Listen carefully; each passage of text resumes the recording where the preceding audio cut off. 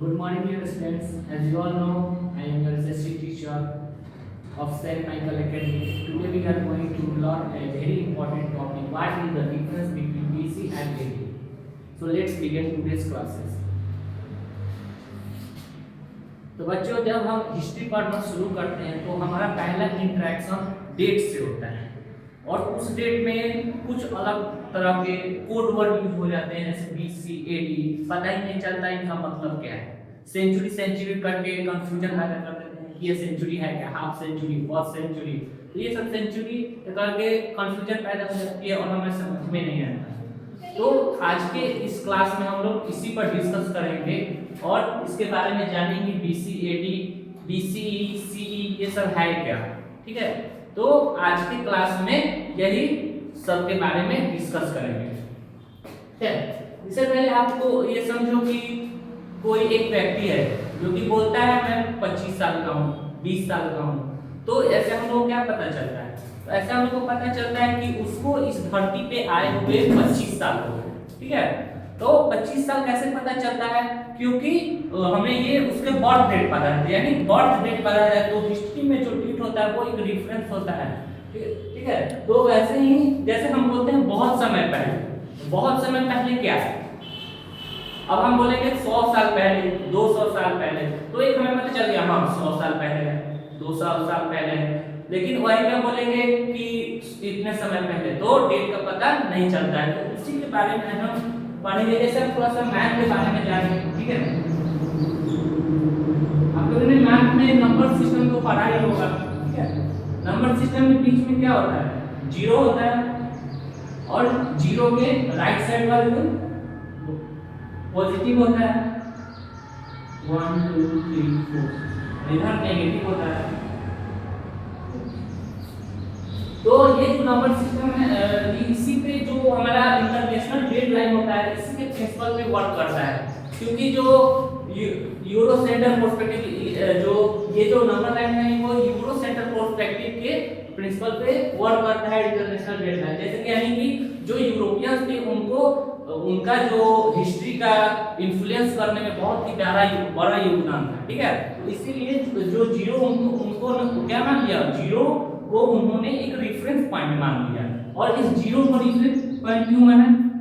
क्योंकि उनको माना, देखिए जीरो को किसके चलते रेफरेंस पॉइंट बना? उन्होंने जीसस क्राइस्ट, जीरो को जीसस क्राइस्ट के माना। यानी कि मान लीजिए अभी हम बोलते हैं 225 मिली रैंक, 226 मिली रैंक, अभी 226 आ गया है, तो सॉरी 2026 आ गया है। तो यानी कि पता चलता है 2026 कब? यानी जीरो से 1000 साल, 2000 साल, 3000 साल, 4000 साल, 5000 साल का है। तो यानी कि जीरो के जितने भी इधर होगा तो 2026 का टाइम लगेगा। यानी हम लोग 2026 में जी रहे हैं तो कब? यानी जीरो से शुरू होगा। लेकिन जीरो के जो पहले वाला टाइम लाइन होगा उसको कैसे बोलेंगे? तो जीरो के जो इधर वाला टाइम लाइन होगा इसको हम लोग बोलेंगे एडी, ठीक है। क्यों बोलेंगे अभी हम बताएंगे। इस और अभी बताइए जीरो के पहले टाइम लाइन क्या बोलेंगे? तो BC, ठीक है।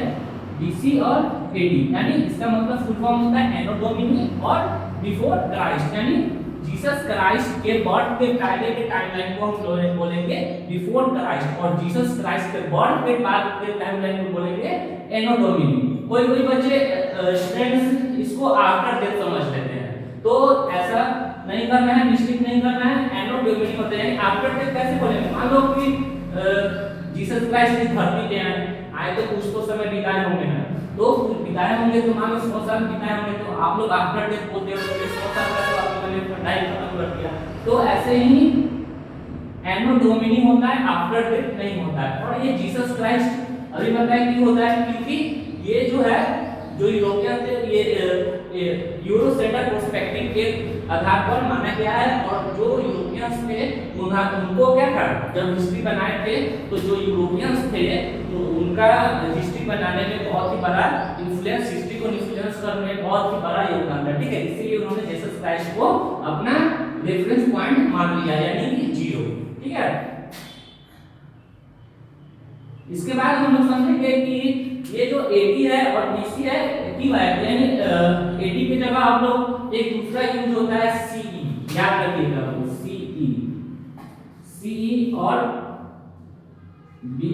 BCE। ये क्यों यूज होता है? क्योंकि जो लोग बोले कि हम लोग जीसस क्राइस्ट को तो नहीं मानते, तो हम लोग क्यों एनो डोमिनी और बिफोर क्राइस्ट के आधार पर चले। उनके लिए एक दूसरा वर्ड यूज किया गया जो कि सी यानी कॉमन एरा, ठीक है, सब क्या होता है कॉमन एरा। वैसे ही BCE का बिफोर कॉमन एरा।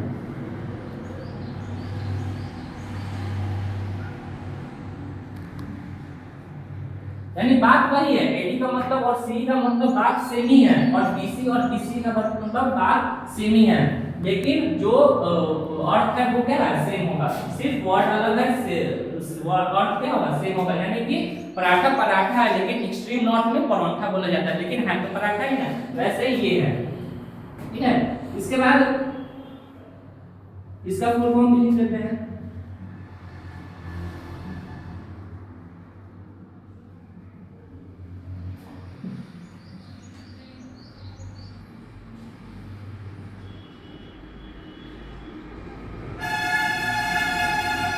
तो इतना समझ में आया। इन जीसस क्राइस्ट के बर्थ के बाद के टाइमलाइन को हम लोग क्या बोलेंगे, एनो डोमिनी यानी कि एडी या फिर सीई। वैसे ही जीसस क्राइस्ट के पहले बर्थ, जीसस क्राइस्ट के बर्थ के पहले वाले टाइमलाइन को क्या बोलेंगे, बीसी और बीसीई। यानी कि मान लो कि बोलते हैं Indus Valley Civilisation, Indus Valley civilisation,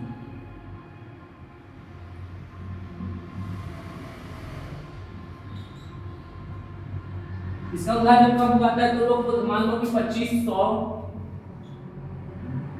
BC में हुआ था।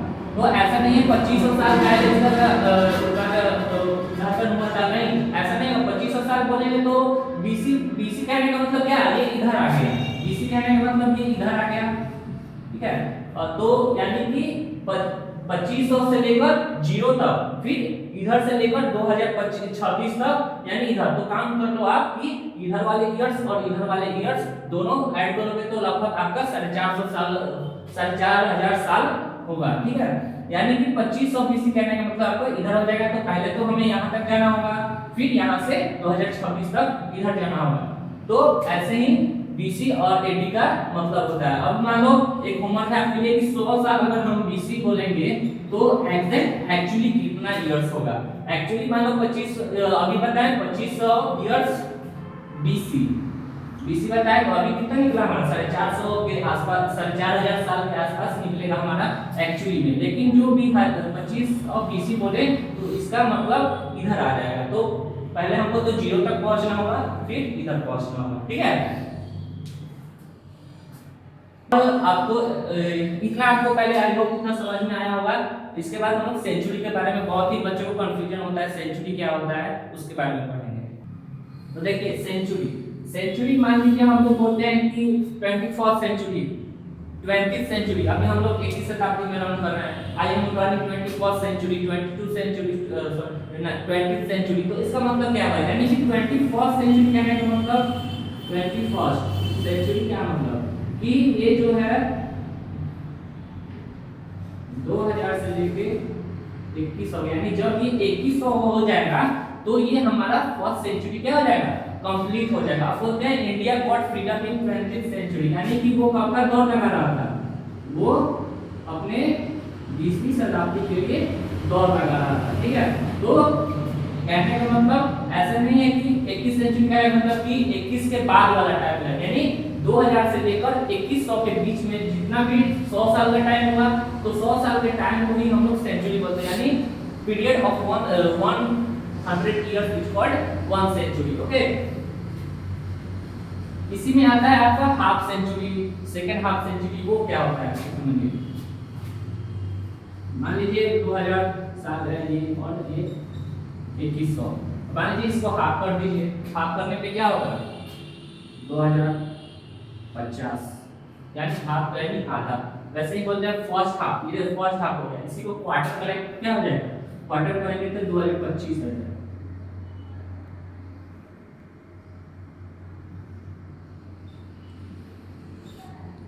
वैसे ही सेकंड लास्ट हाफ करेंगे, लास्ट क्वार्टर करेंगे तो 75 हो जाएगा।